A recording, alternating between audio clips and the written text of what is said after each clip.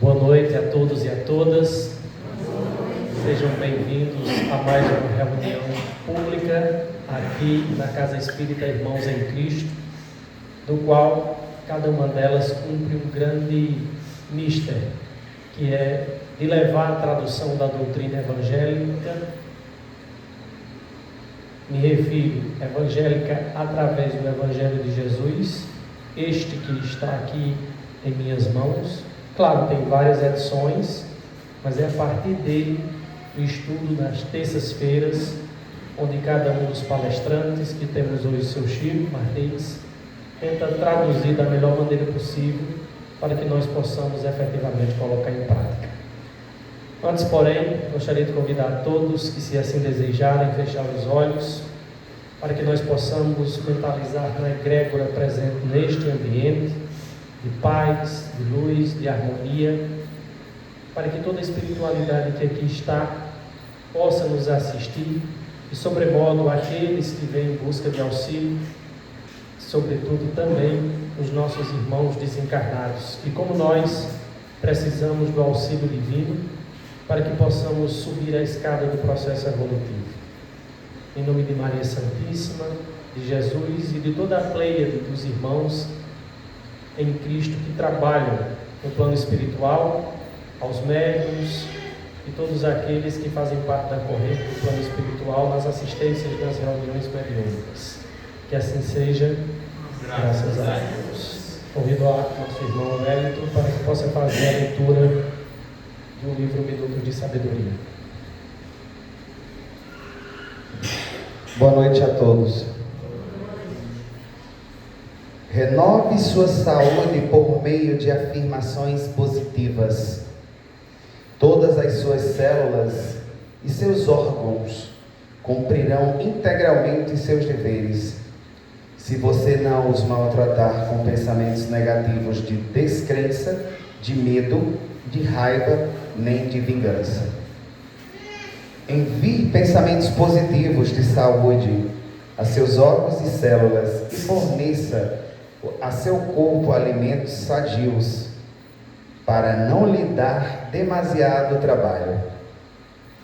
O mundo está cheio de luz divina.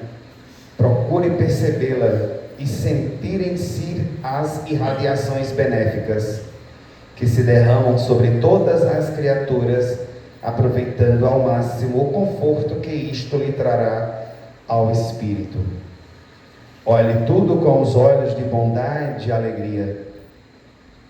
Busque descobrir a luz que brilha dentro de você e dentro de todas as criaturas, embora muitas vezes esteja ela recoberta por grossa camada de defeitos. Graças a Deus.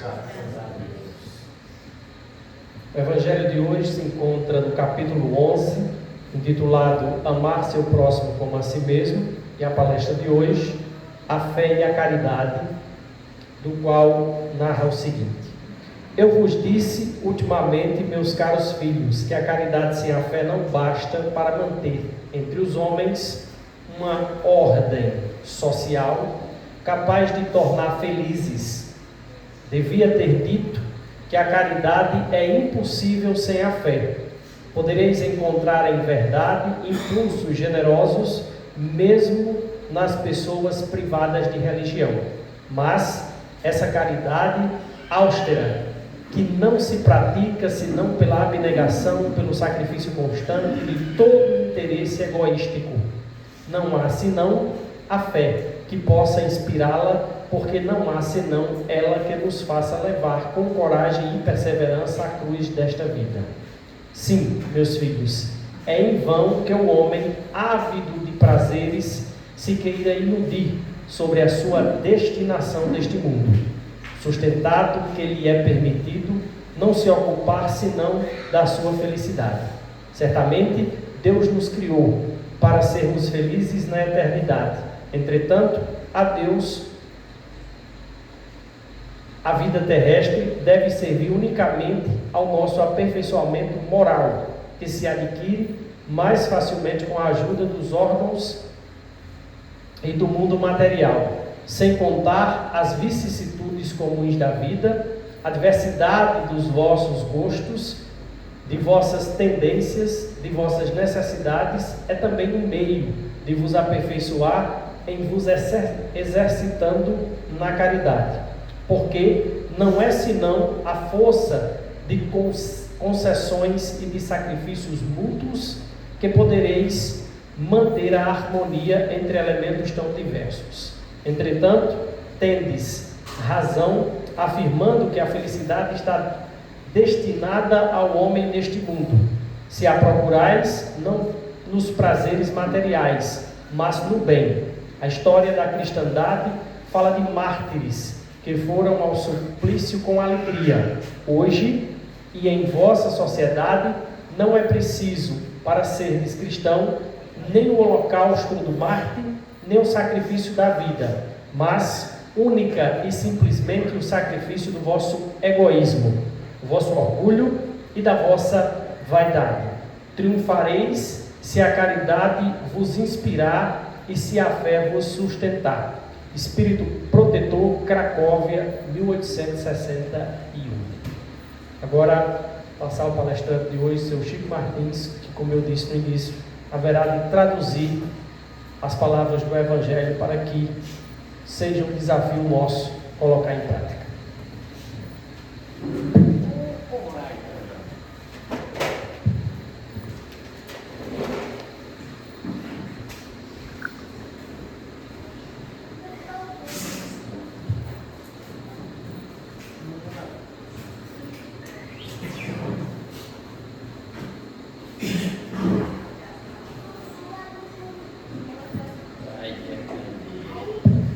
Olá pessoal, tudo de bom, né?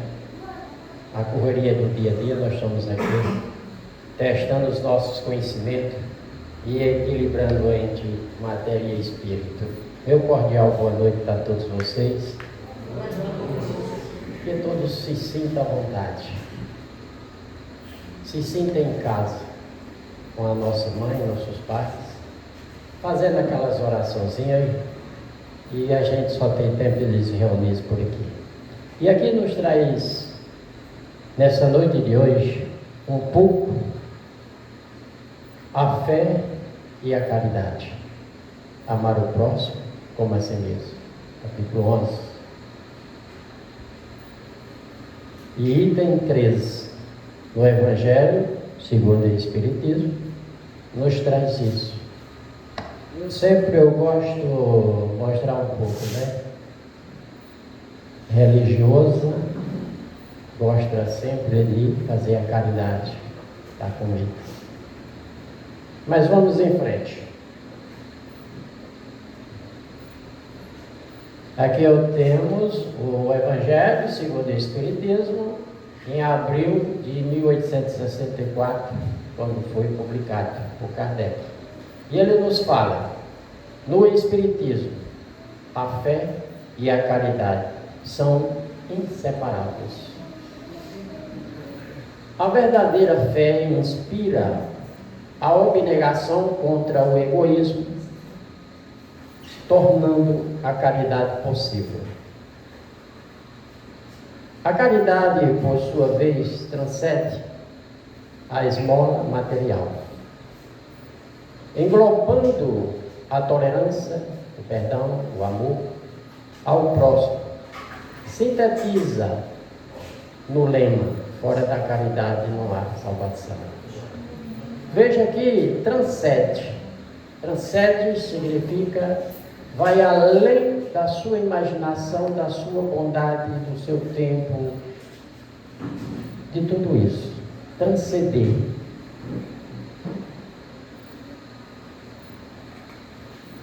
O que me chamou mais atenção foi esse terceiro parágrafo do que nós lemos aqui. Veja como é interessante o estudo dentro da doutrina espírita, principalmente o Evangelho e outros livros do Pentateuco, para nos orientar melhor, que nos traz: tereis contudo razão, se afirmardes que a felicidade se acha destinada ao homem neste mundo, desde que ela a procure não nos gozos materiais, sim no bem. A história da cristandade fala de mártires que se encaminhavam alegre para o suplício. Hoje, na vossa sociedade, para seres cristão, não se vos faz mister em holocausto do martírio, nem o sacrifício da vida, mas única e inclusivelmente o sacrifício do vosso egoísmo, do vosso orgulho e da vossa vaidade. Triunfareis se a caridade vos inspira e vos sustenta a fé. Vejamos esse ponto. A história da cristandade, que foi na época do Cristo, na era do ano 33, e nos dá essa colocação que Kardec fez, fala sobre o martírio, sobre aquelas pessoas que se colocaram à defesa do Evangelho de Jesus, do cristianismo puro, lutaram pela perseguição contra isso. Aí nos traz, encaminharam para o suplício, morte, no Coliseu. Aí ele fala, hoje é o holocausto do martírio. Aí fala aqui, hoje nós estamos mais nesse aqui. Nós temos que combater isso aqui, o vosso egoísmo e o orgulho.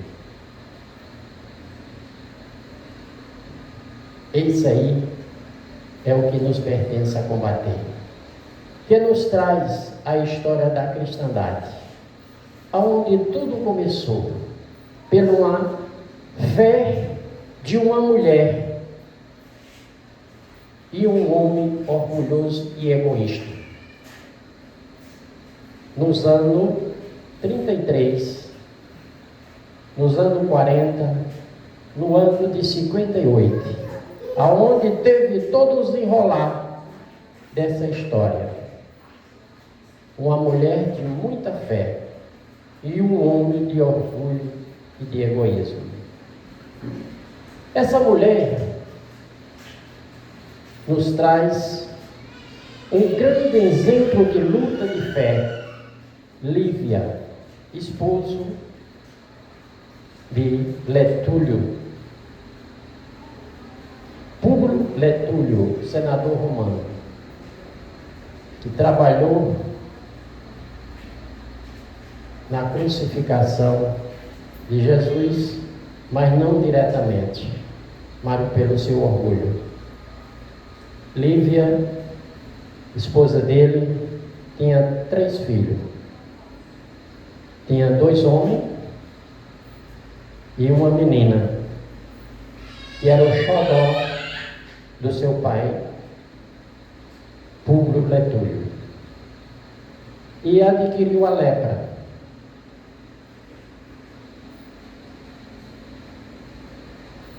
E ele já tinha batido todas as medicinas da época de remédio, o que você pensasse, mas a cura era impossível. Mas a sua mãe Lívia tinha dentro de si aquela fé fervorosa. Ia ao encontro do Cristo, Jesus de Nazaré, e só bastaria um pensamento, só bastaria ela olhar para ele e cruzar sua mente com a sua filha, e ela poderia ficar curada. E assim, como ele tinha um amor de almas gêmeas, que a gente vai entender, e Lívia resolve com seu esposo sair de Roma e vir para Jerusalém. Se hospedaram na casa de Pilatos.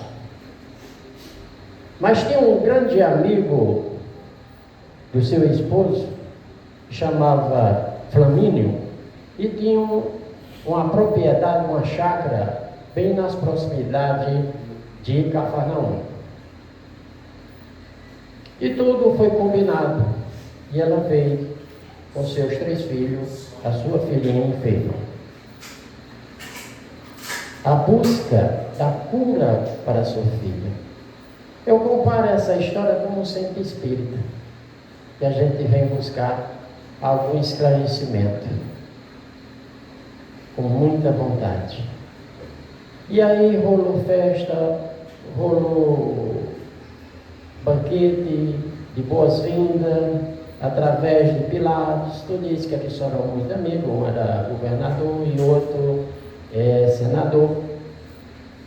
E terminou eles indo para essa propriedade do seu grande amigo Flamínio.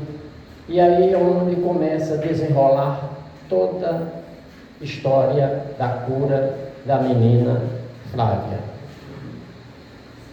Ana, ela pertencia a um quilombo, que era a escrava que cuidava da menina e cuidava dos afazeres de casa. Mas ela era mais da menina, era 24 horas, como se diz, 48 horas cuidando dela. E Lívia, muito religiosa, muito seguidor dos ensinamentos de Jesus, e chega ao dia do aniversário da filha, que era enferma.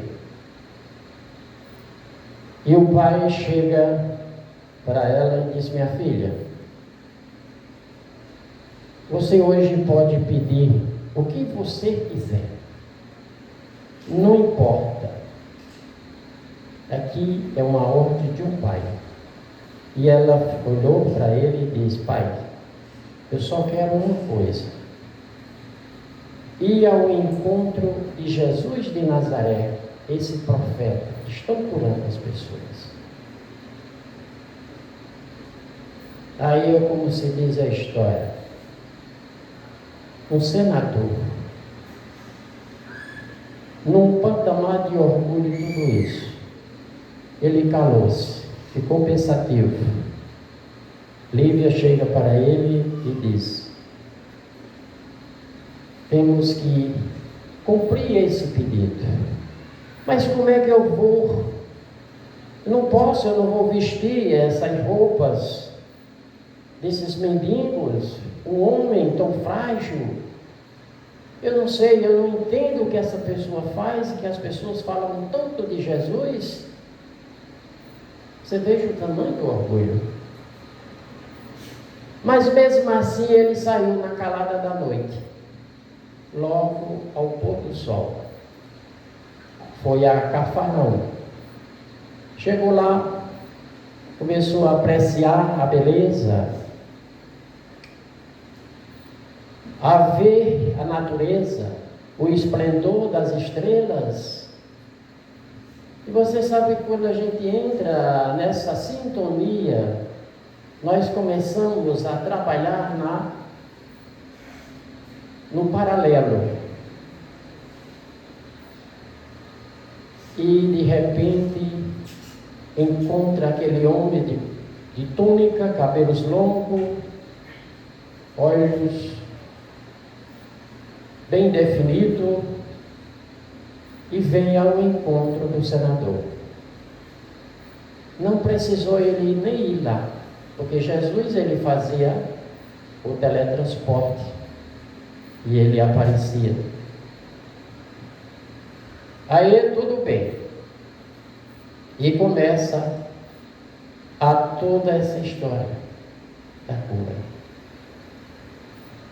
Vamos ver aqui mais na frente um pouquinho. E aqui eu estou tirando essa conversa aqui desse livro, Há 2000 anos, Francisco Cândido Xavier, o Espírito Emmanuel. Aí veja aí o que Jesus fala para Túlio.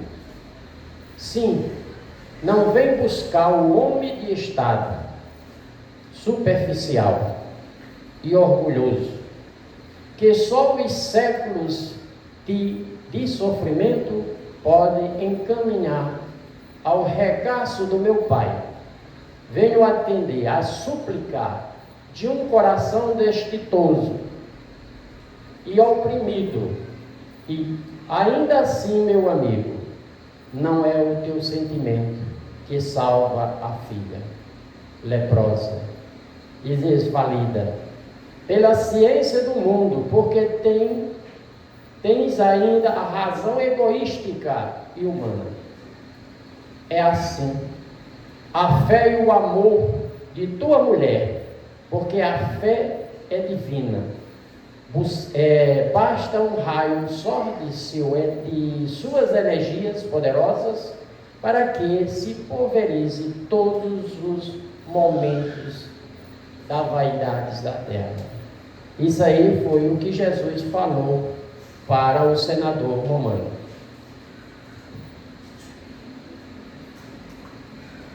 Foi o que ele falou, Jesus fala para ele.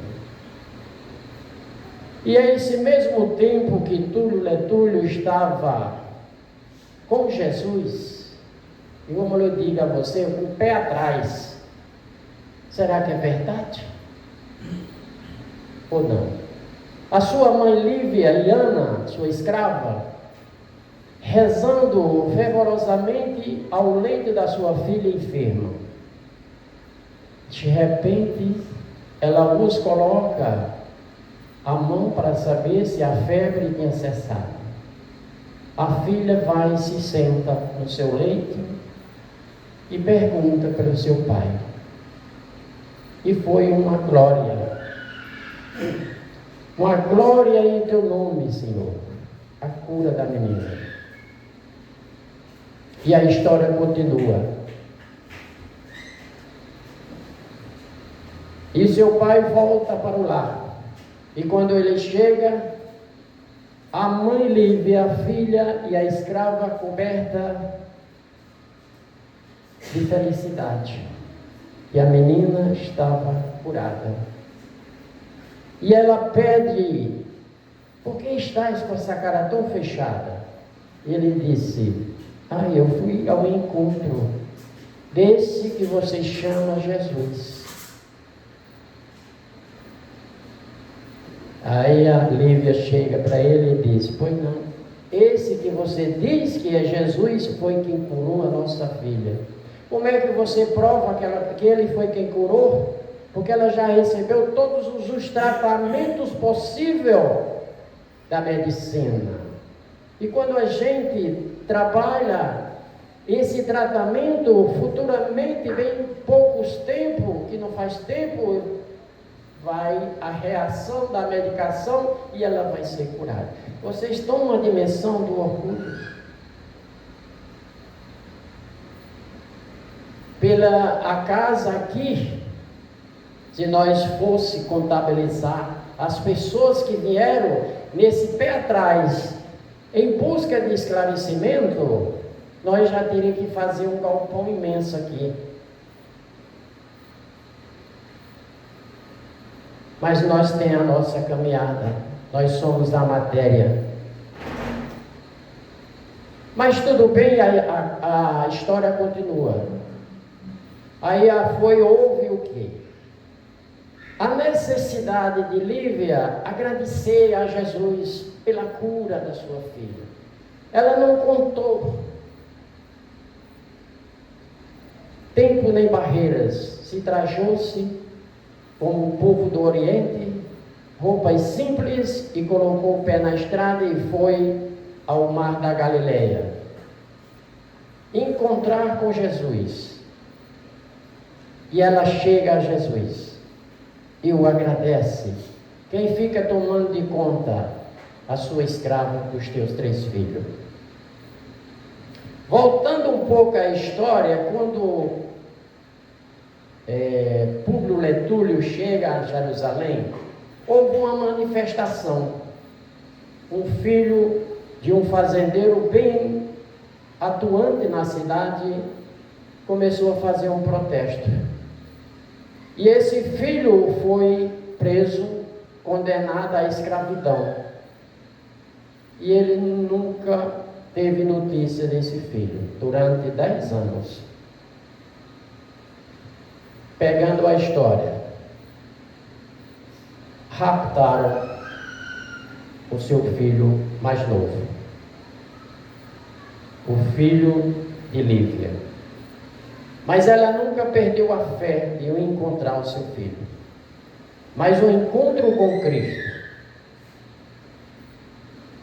E nesse dia, Túlio chega em casa, procura pela sua esposa Lívia e descobriu que ela tinha ido ao encontro de Jesus.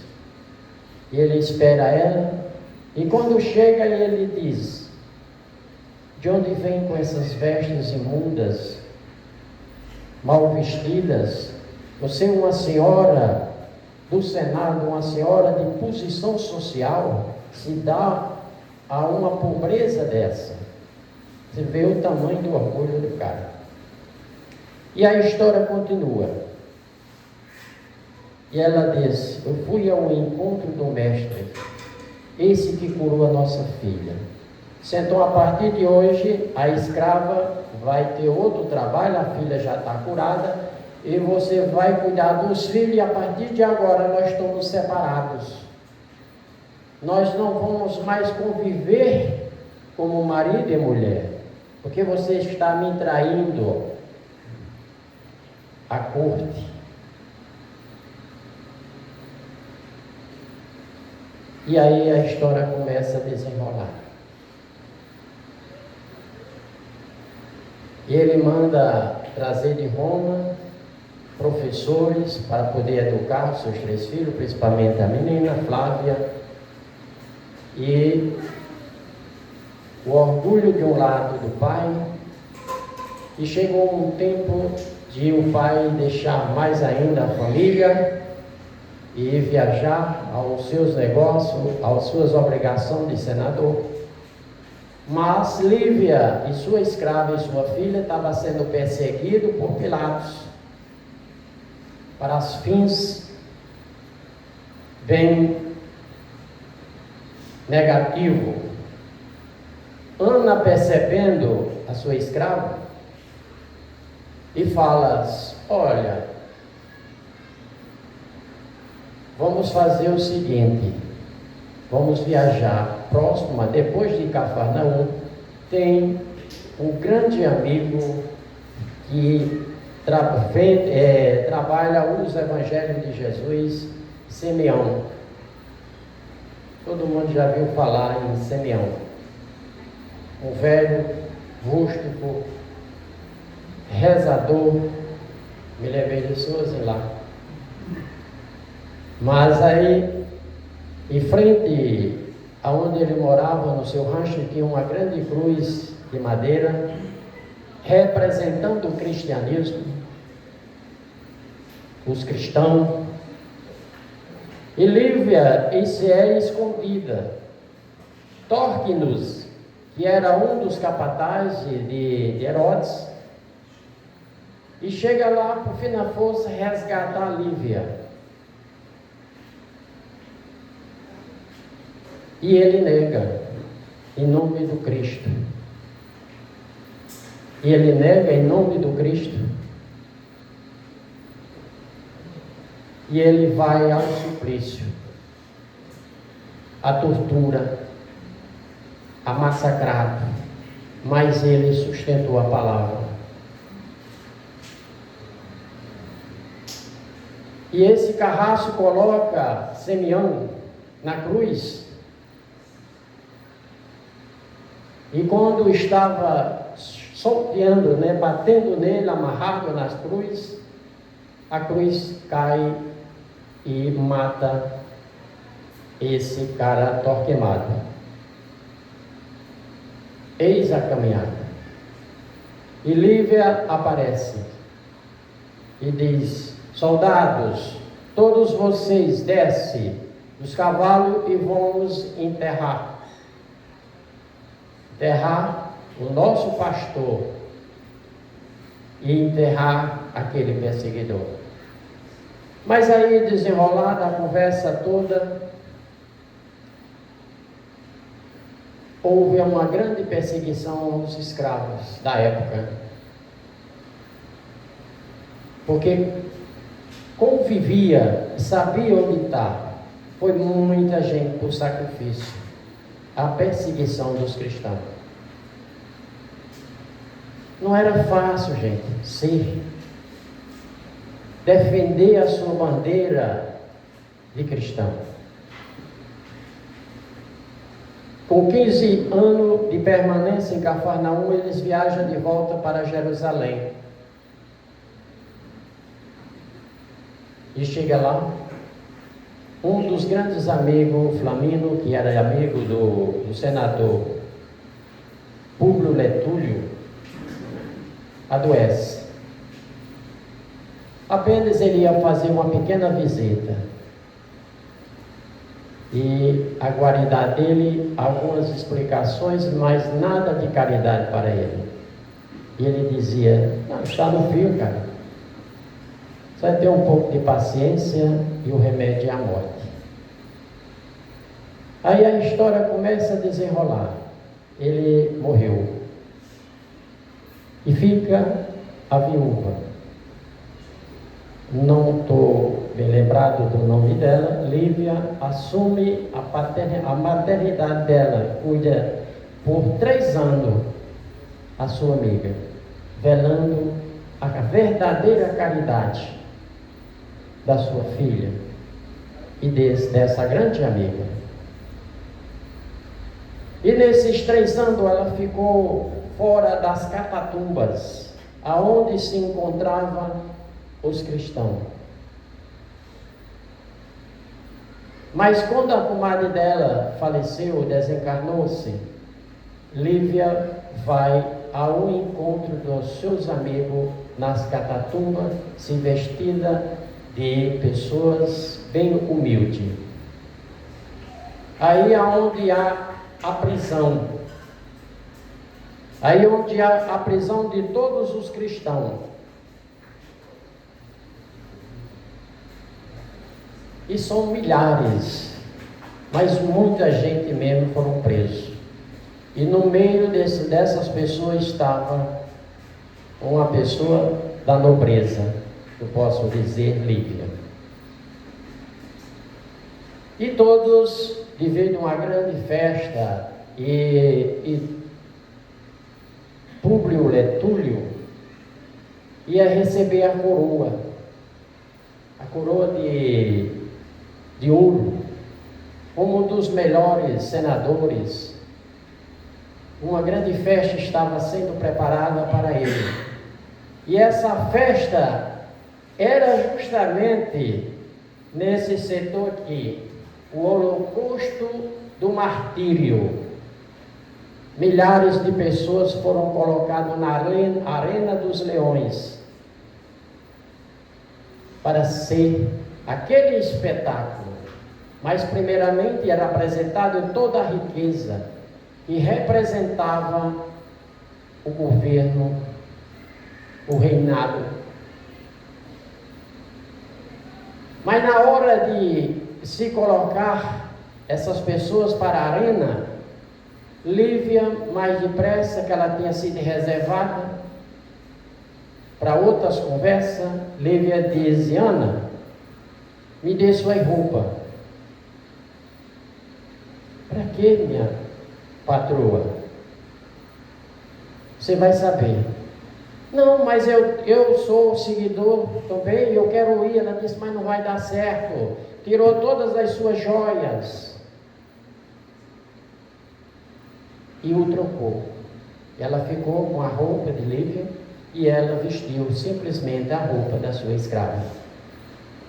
E na hora que entrou no Colosseu, uma multidão de milhões de pessoas, e começou a chacina, coisa que a gente não tem nem dimensão da situação, mas a espiritualidade enviou espíritos de luz, de bondade. Todos aqueles foram acolhidos em nome de Jesus. E Lívia se colocou-se à frente do seu esposo, de todo reinado que estava para apreciar o Nero, que era o governo da época, e o leão chega e descerá as suas carnes. Mas só uma coisa, Lívia, ela carregava um colar de brilhante, que ela tinha ganhado do seu marido no seu noivado. 25 anos separado do seu esposo, convivia na mesma casa. Aí a história, aí quando ele vê o sacrifício da sua esposa, aí começa a entender que era obrigado a quebrar o seu orgulho, o seu egoísmo. Porque ele trocou toda a beleza do amor que Jesus nos ensinava e nos ensina para cultuar os deuses de Júpiter e mais outros. E ele fica fora de si. E ele disse à plateia: o que é que adianta eu receber uma coroa, se essa coroa seria a mulher que eu mais amo na minha vida? Mas só pelo orgulho. Mas mesmo assim foi feito todo o recolhimento, as procedências do seu funeral, tudinho, na corte, no seu palácio. Mas ele aí passou a entender que tinha que quebrar um pouco o seu orgulho. Aí a sua filha Flávia termina adoecendo e fica cega. E ele começa a procurar a cruz de Simeão, de madeira que a sua esposa carregou durante 26 anos, em devoção ao sacrifício dessas almas tão poderosa, tão corajosa, de ir além da sua imaginação. E Ana, sua escrava, passou a ser a governante total da casa. Ela assumiu, pelo amor do seu patrão, Plúmbio Letúlio, ela passou a ser no lugar de Lívia. E ele pediu a cruzinha de Simeão. Ao calar das noites, passava noites em oração, para tentar quebrar esse orgulho que ele tinha. E a história desenrola. Depois aí o seu genro, que era casado com Flávia, é morto por Saul, que era co-cunhado dele. E aí há uma misturada que vamos deixar por aí, e nós seguimos mais um pouco à frente. Aí é onde vem a destruição de Jerusalém, uma grande guerra em Jerusalém. Públio Letúlio foi convocado para lá, e ele chegou lá pensando na sua esposa e disse: aquela inocente mulher se colocou-se no meio de uma carnificina para proteger, para divulgar o cristianismo, os cristãos. Então agora eu vou fazer a minha parte. E foi a luta, a guerra. Ele foi preso por Nero e foi queimado com ferro quente os seus 2 olhos. Foi aí aonde ele compôs essa música aqui, Alma Gêmea, no item 47, alma gêmea da minha alma. Você veja a história da cristandade. E hoje não, hoje só precisamos isso aqui, ó gente, só isso aqui, ó. E você vê tudo isso aqui aconteceu no ano de 58, século I do nosso calendário. E daqui do Evangelho de Jesus, daqui do Evangelho. Você veja que a gente lê o Evangelho, mas nós não temos tempo de pesquisar um simples nome, o Holocausto do Martírios. São muitas pessoas que foram nisso, gente. E aqui para frente, a fé é assim: primeiro você coloca o pé, depois Deus coloca a mão, coloca o chão, e a nossa consciência, saber onde pisa. Primeiramente você coloca o pé, aí você tem que saber o ambiente que nos oferece. Aqui nós temos a fé, a força silenciosa que sustenta a alma nos dias mais difíceis. Você veja que o senador tinha fé, sustentava no quê? No seu orgulho, no seu egoísmo.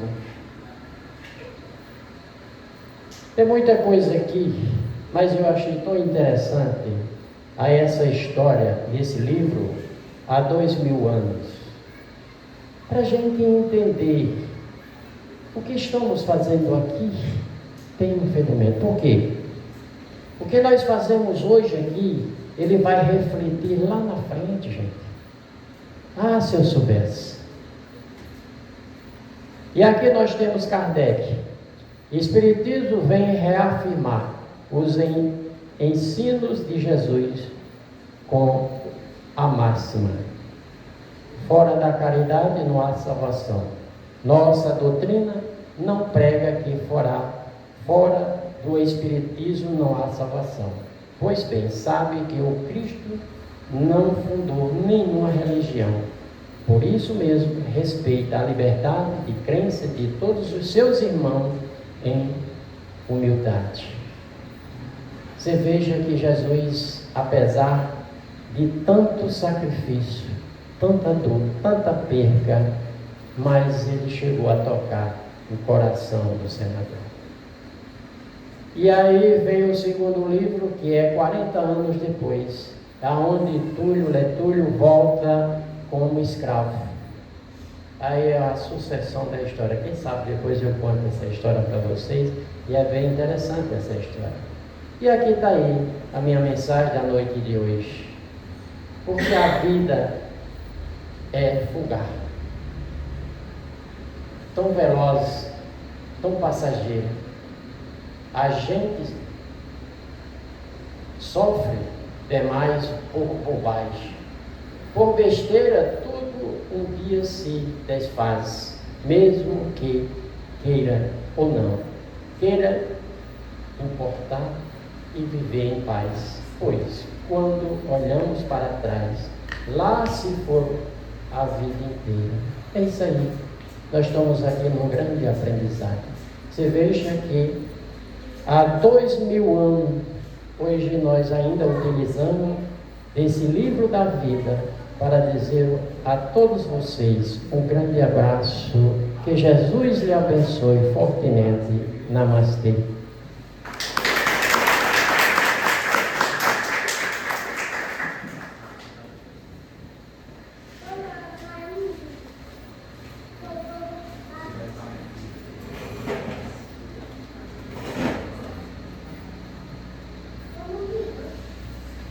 Agradecer, seu Chico, a palestra tão interessante, construída dentro de um enredo histórico e que adaptado foi à luz da doutrina.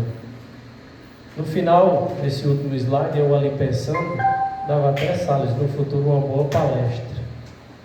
Se eu tivesse apenas 24 horas, o que eu faria? Dá para pensar num bom tema, né? Se a gente só tivesse 24 horas de existência, o que a gente faria? Vamos ver se a gente pode pensar em fazer uma palestra desse tema. Bom, gostaria de convidar, já que o Salles está ali, Salles, vem aqui fazer a prece final e logo em seguida a gente vai ao passe, tá bom?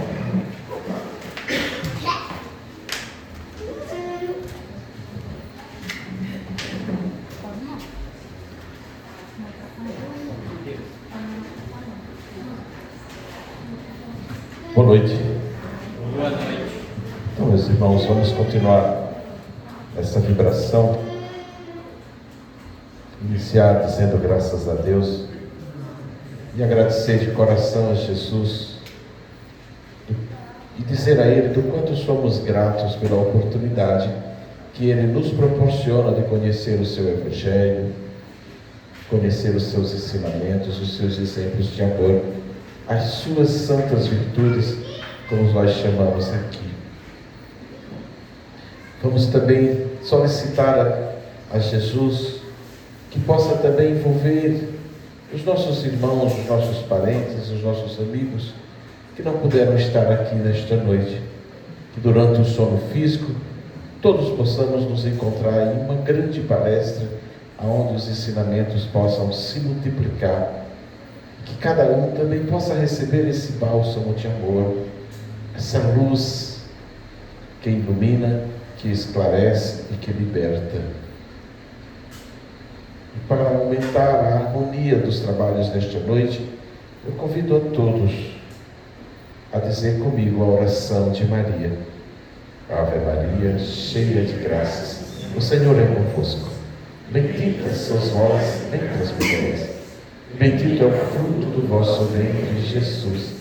Ó doce Maria, mãe de Jesus, rogai por nós, pecadores, agora e na hora da nossa passagem. E assim seja. Graças a Deus. Vamos para o passe.